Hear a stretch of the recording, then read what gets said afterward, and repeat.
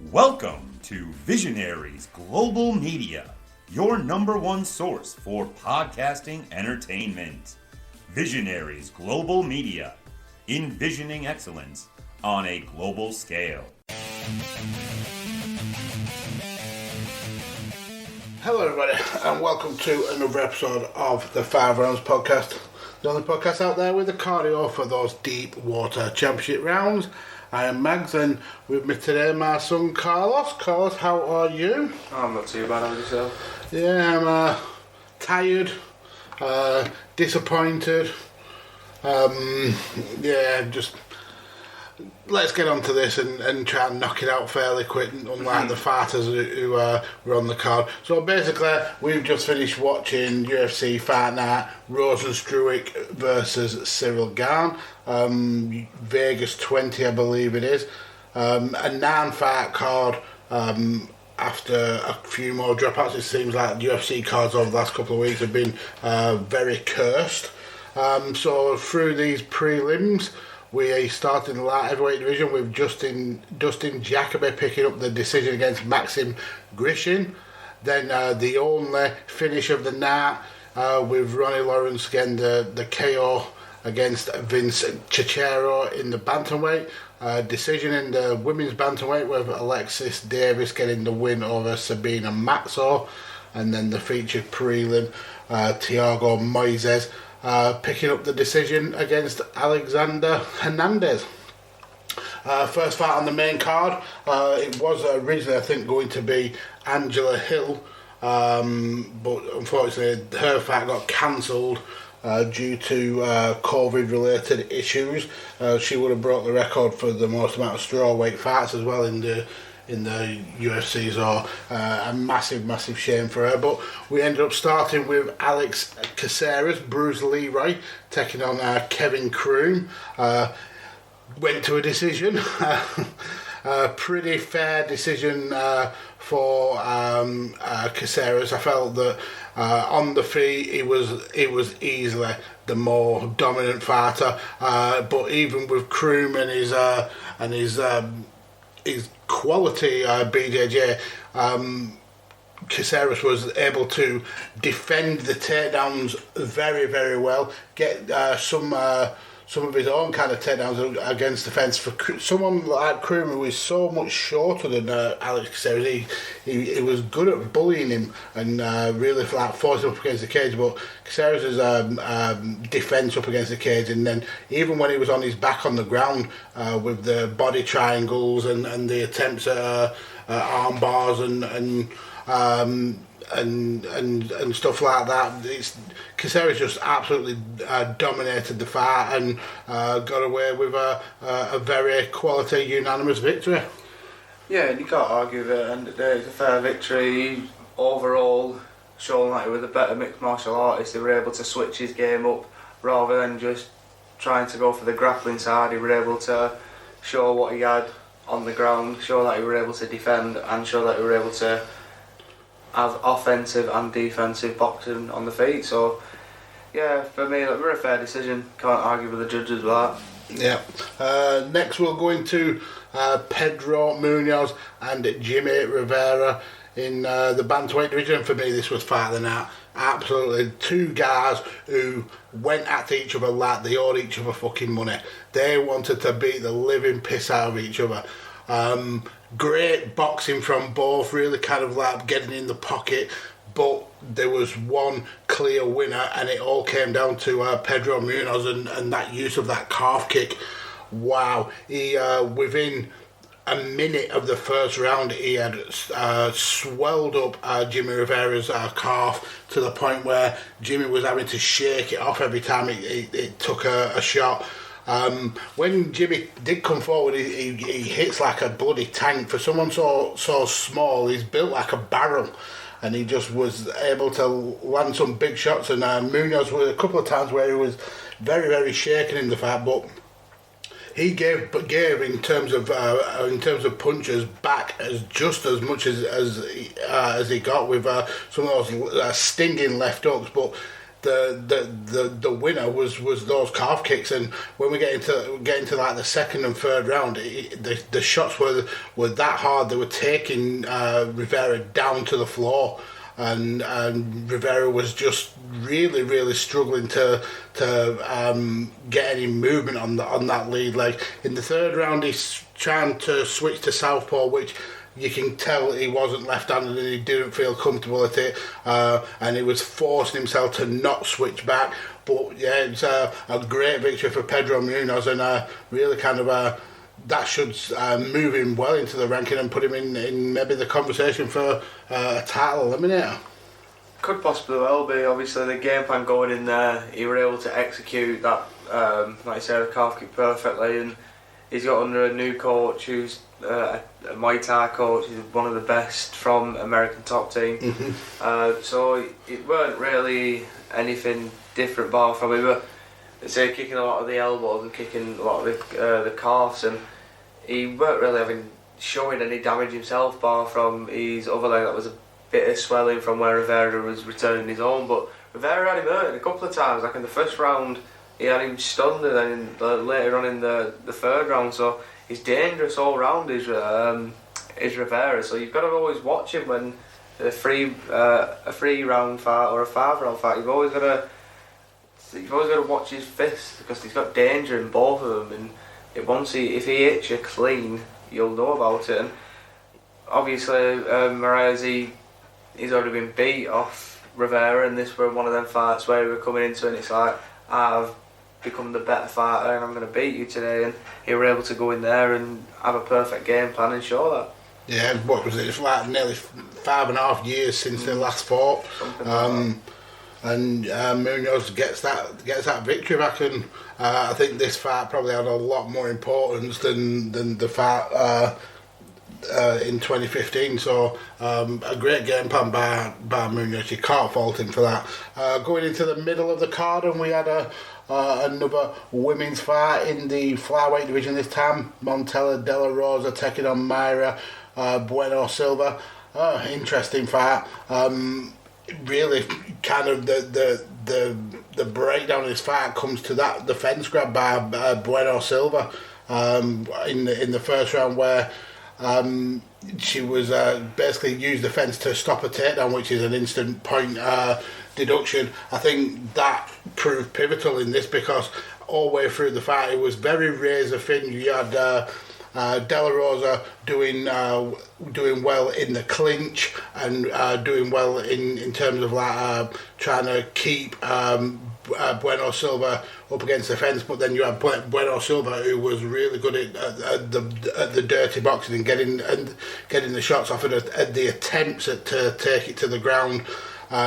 But unfortunately for Bueno Silva, that point has proven very, very pivotal, because it meant that she got a majority draw. All 3 rounds were pretty much a lot of the same, going through the same kind of tactics. There was no real change up. You had Bueno Silva going for submissions, and you had De La Rosa able to kind of clinch up against the fence and pick off some shots. But yeah, the judges gave it. I think one judge gave it to Bueno Silva 28-27, but the rest of the the other judges gave it 28-28, and we get a majority draw. I think De La Rosa can thank her lucky stars that Bueno Silva grabbed that fence in the first round, and because I think she was on for a beating in this.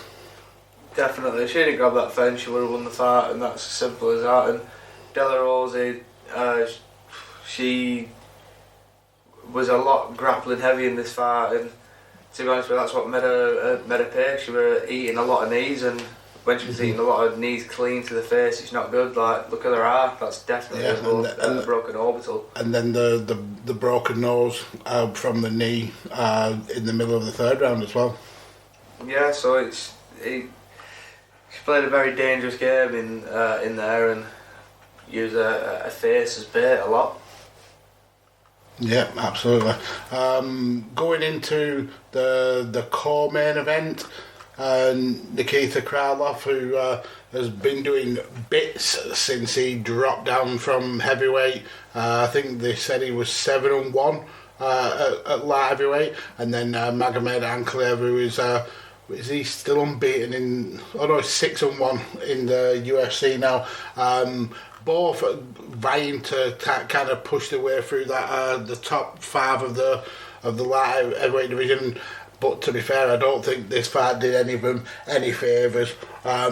These two guys are known for not even getting out of the first round, getting on quick finishes. So I was at least hoping that this fight kind of kicked on and we got some finishes, but unfortunately it really wasn't to be. The first round I felt that maybe Krylov had the better of it. He was landing better shots. Ankalaev did well to keep the fight in the clinch and push it up against the cage and try and battle for position. And I think that's where Krylov struggled in this first round. He got took to the ground and he got locked up a little bit. But when he was able to get it on the feet, he was landing some good shots. Second round, it was kind of more of the same for Ankalaev. He was able to find more of his shots in range. He was able to stuff the takedowns that we saw from Krylov, but then also land his own takedowns. Then going into the third, I felt that Krylov kind of woke up a little bit. Maybe he was going to maybe push for the win. Unfortunately, the quality of Ankalaev's ground game and the big right hands that he had were just picking Krylov off. And I felt that Ankalaev barely scraped and deserved the decision with just the better work rate than Krylov, and unfortunately Krylov has dropped a fighter in the light heavyweight division. Yeah, definitely. You can see why judges give it to Ankalaev, but this was one of the most boring fights I've watched in a long time. There was nothing that really well. These, like I said, these two are known for finishers. They didn't know for not getting out the first round, and it was the sleep fest. Like, I was going to sleep halfway through it. I'm like, what's going on in this fight? Like, this is not in their characteristics to go to the decision. You have been saying it prior, like, yeah, the judges are going to be watching, but they're not going to be needed. Well, they were in this one. So yeah, like I said, can't argue with it. He say Ankalaev had the better work rate and he were able to just edge it over the finish line quicker than his opponent, and the judges seen it that way as well. Yep. So let's get into this main event, and this again did not go how we expected to go.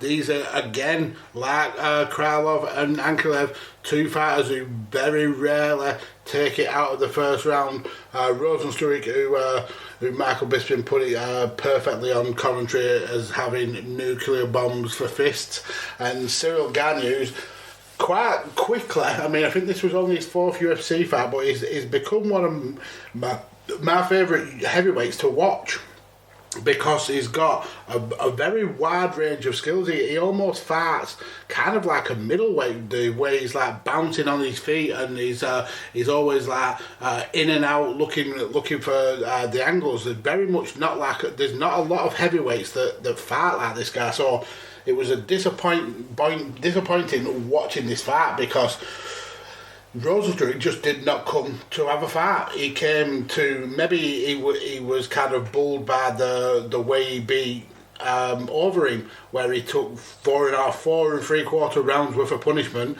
and then landed that 1 killer blow. But it didn't work with Cyril Gane. Cyril landed some beautiful looking shots. He's got, for someone so big, he has got wicked fast pace. Those jabs really pop off. But what he did was he was able to keep Rozenstruik at bay with the long arms. I mean, there were a few times where he got pulled by Herb Dean for having his fingers outstretched. I think he officially got a hard warning, so he was very close to losing points. But it was the keeping him at bay with the long jabs, and then with the kicks to the, well, almost like the the oblique kicks and the front kicks that kept Rozenstruik at bay. But going out of the second and third round, Rozenstruik just looked absolutely gassed. Really, really like not wanted to be there.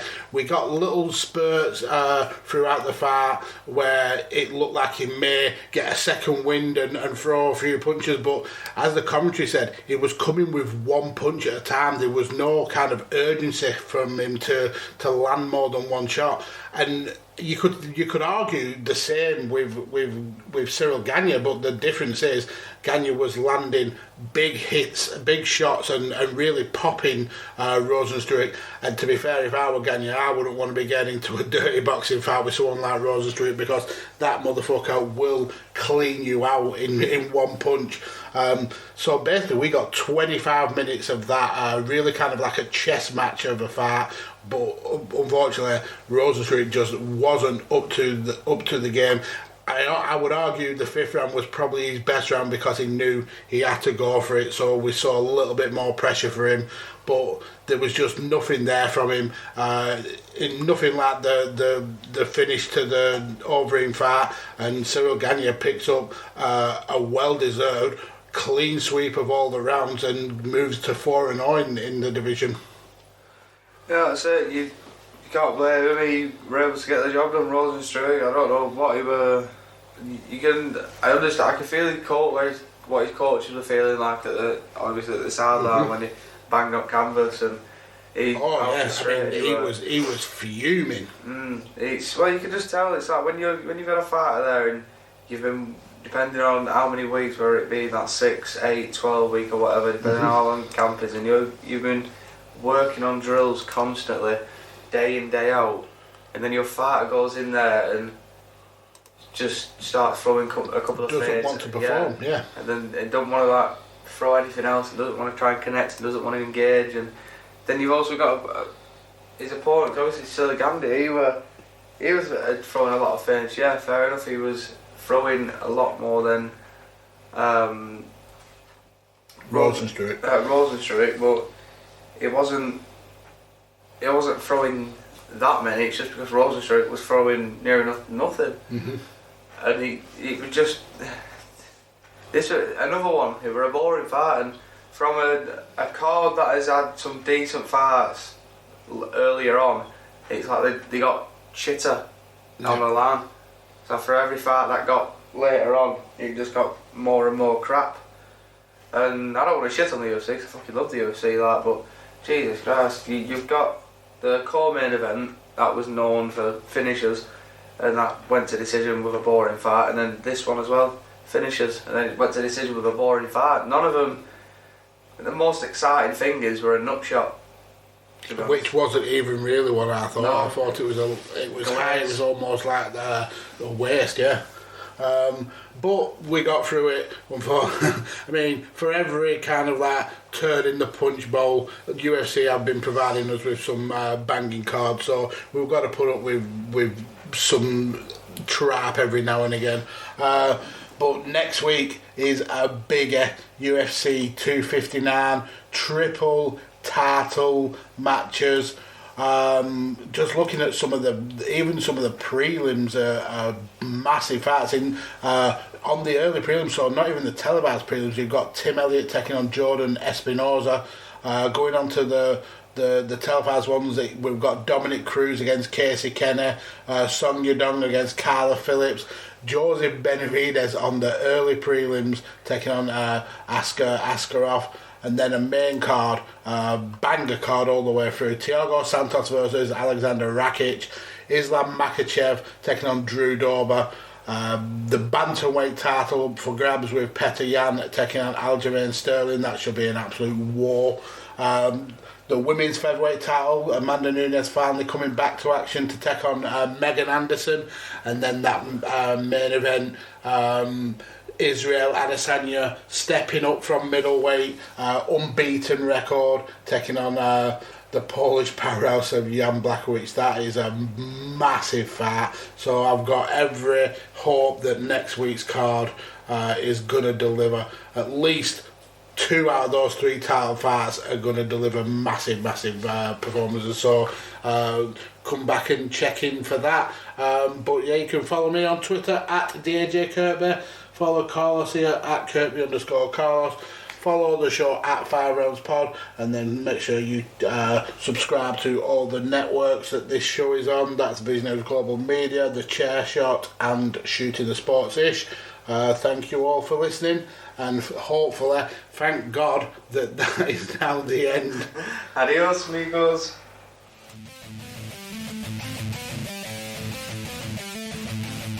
Welcome to Visionaries Global Media, your number one source for podcasting entertainment. Visionaries Global Media, envisioning excellence on a global scale.